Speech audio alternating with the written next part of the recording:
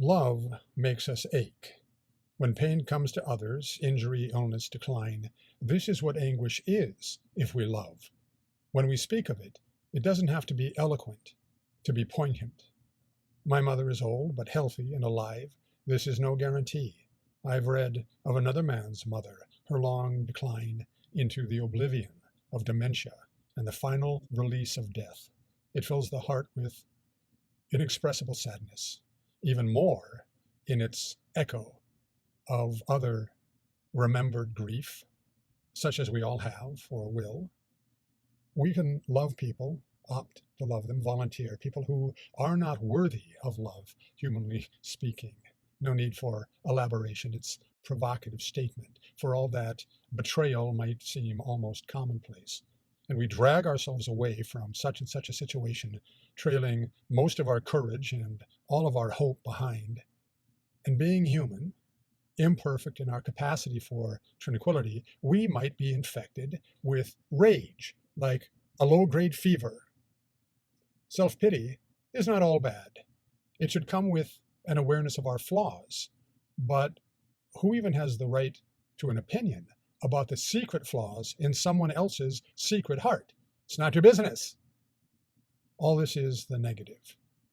And if the ones who work havoc were to fall into the hands of their victims, best not to speak of it. But the people we have loved, despite their betrayals, of course we're angry. Here's what we have to tell ourselves. Quote, I did not love that it might turn into hate. I did not sacrifice that it should bring only loss. To love is an act of will, as much as a sort of pit into which we fall. This is what it means when we are told that love does not fail. It's not that the flame doesn't scorch, but the light doesn't fade. The outcome of love is not assured, but its reality should not be in doubt. Well, high-sounding sentiments about the unfailing character of love, they have little merit if they have no effect in the real world. But we do need soft phrases sometimes, as we need soft touches. They are comforting. It isn't only monkeys that cling onto each other when the skies grow dark.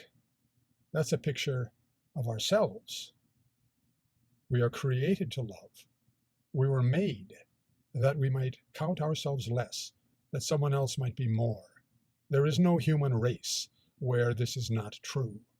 It isn't something that needs to be written in a holy book. It's written in our hearts, incised rather, cut in deep and ragged gouges. This too might make us angry. What sane person wants more pain? But can it be helped? Honestly, we must love.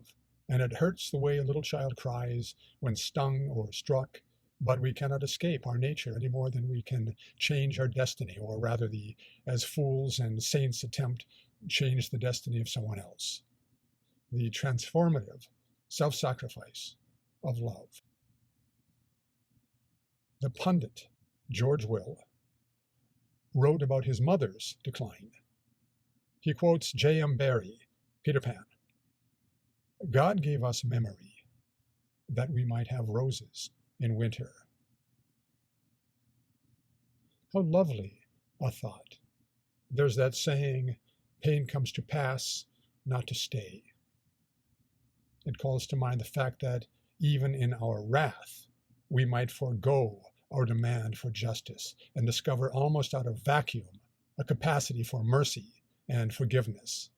So, after a long and blessed life, George Will's mother, an old woman, descends into the darkness and dignity of senility. Her character, so carefully built up over the decades, might fall away as cities succumb to earthquakes. What is left remains only as a mockery. But it doesn't remain forever.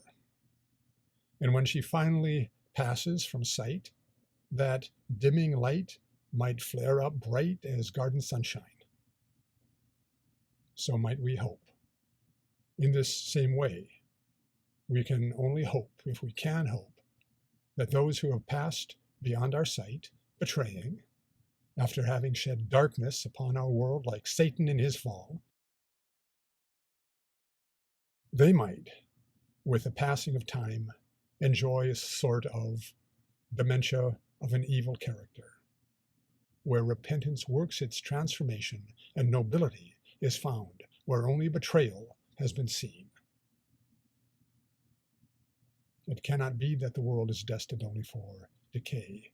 There must be some counterbalancing force where the agony of watching those we love reduced almost to animals is matched in some measure by the redemption of those who started life only as animals, but who discover the very purpose of what humanity is. This would be grace and a sort of justice too, for to be human is to be condemned to love. You see the point. We concern ourselves mostly with comfort and prosperity. For what purpose? That we might be a more excellent sort of animal? It's an easy thing to hold out cliches of love and betrayal. How wise I must seem. But honestly, what matters? We arrive at the answers we believe by going through our lives like fishermen dragging nets. Maybe we come up with hope and courage, but it takes strength. We grow strong by enduring trials. That's the point.